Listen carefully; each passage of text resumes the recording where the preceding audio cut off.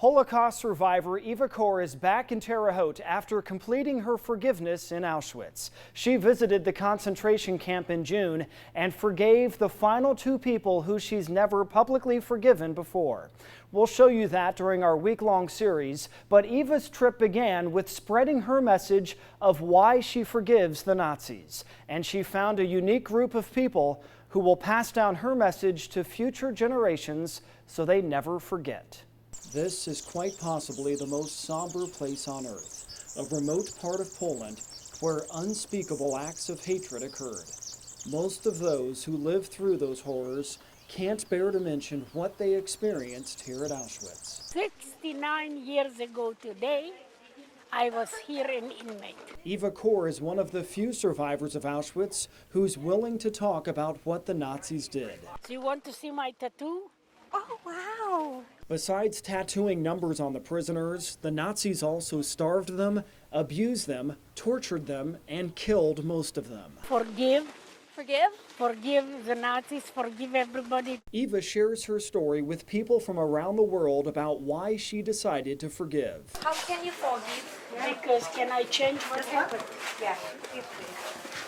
All I can change is the way I relate to it. She talks to anyone who's interested in listening, I am a survivor of Auschwitz. even Franciscan priests from Rome. Would you share some experience for us? Eva and her twin sister Miriam were just 10 years old when the Nazis took them from their family and used them as human guinea pigs in medical experiments. Do not be sad, because I am not. This is the place of the sadness. Why not in the place where they taken away from me everything, the joy in life, I am taking it back. Eva's mission is to spread her message There is no reason to cry. of peace and forgiveness I am happy, I am okay. while she still can. I am amazed that she is able to do that. Dennis Majeski is on Eva's tour group from Terre Haute. His father fought in World War II and helped liberate one of the other Nazi concentration camps in Poland. I understand my father better after having been here. He had the 1,000-yard stare. Didn't look at anything in particular. I don't know what he was looking at or looking for. Maybe he was trying to find peace, inner peace. I don't know if he ever found it. I hope he did. While his father never talked about what he saw in the concentration camp, Dennis is glad survivors like Eva are telling their stories. It's important that this not happen again, at least not on this scope.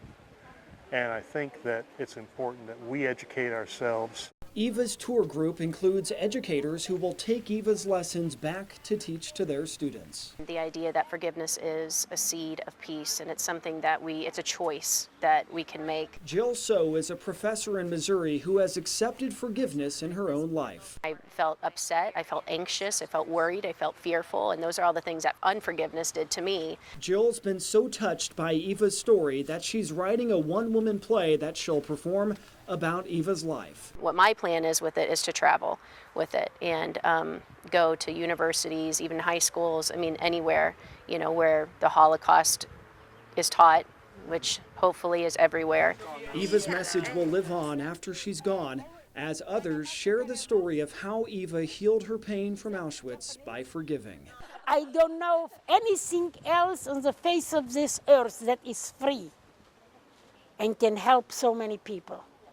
What do you say exactly what is forgiveness? I have the right to remove what they have done to me by forgiving them and making myself Happy. right. Yeah. You're right. I forgave them. It's a good message. The road to forgiveness isn't easy, but Eva's also found peace by adding to the knowledge of the Holocaust. We'll show you what discovery Eva made at Auschwitz in part 2 of our special series.